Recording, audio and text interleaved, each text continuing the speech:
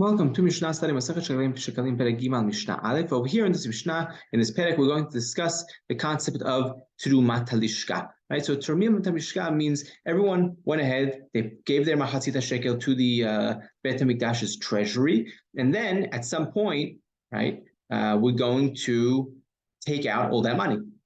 Right? We're going to take out all those coins. What are we going to do with them? So we'll see. According to Rambam, there's going to be these massive barrels that they're going to fill up, three of these massive barrels. And then from there, they're going to fill up another three kupot that we're going to fill up these three other boxes that we're going to fill up from these other larger kupot barrels, right? So that's the way Harambam understands it, right? Different than all other, many other Rishonim. And let's just read that into our Mishnah over here. And basically, when do they go ahead and fill up these smaller kupot? Right? When do they fill up these three smaller kupot from those bigger barrels? That's going to be the discussion of our Mishnah. 3 times a year, we actually toremet halishka. We take the money out of the chamber in the Beit HaMikdash. Now we're taking the money, all the machatzit shekel that was collected. We're going to take it out to be used. When? Bifros HaPesach, Bifros HaAtzerot, Bifros HaChag, right? So Bifros literally means half, right? Pras always means half, right? Kedachilat Pras means, right, enough time to eat half a loaf of bread, right? Half, right? So Bifros HaPesach is half a month before Pesach, so 15 days before Pesach, right? It's going to be right around the beginning of the month, right? Bifros HaAtzerot, right?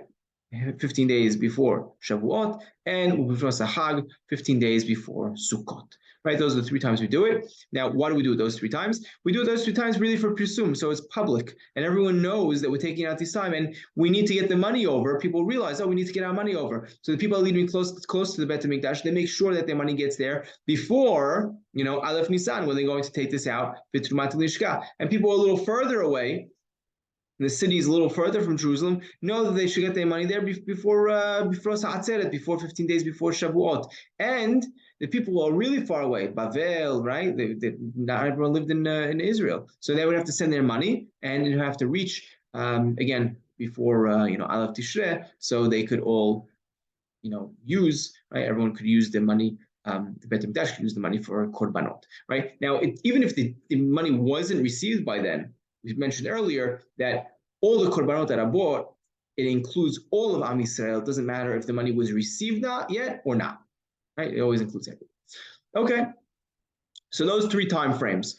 And now Rabbi Akiva comments, and then they're going to have a machloket specific to Ma'aser Behema, right? That's what Harambam explains over here. And now it comes to Rabbi Akiva. What does he say? Vehem gerarot shel Ma'aser Behema. Those 3 dates that I mentioned, right? 15 days before Pesach, before Shavuot, and before Sukkot, right? That's the same time when we need to separate Ma'aser Behema.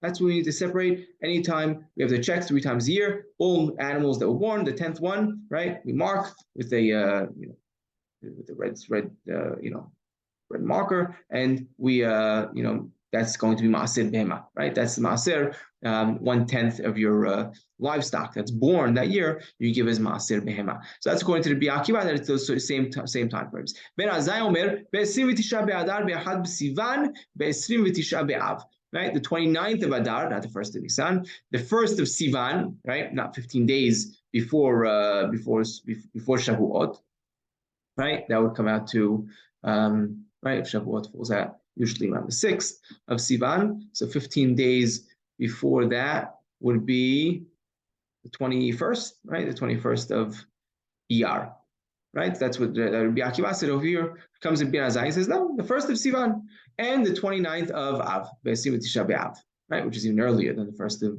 Tishrei, right? This is a month early.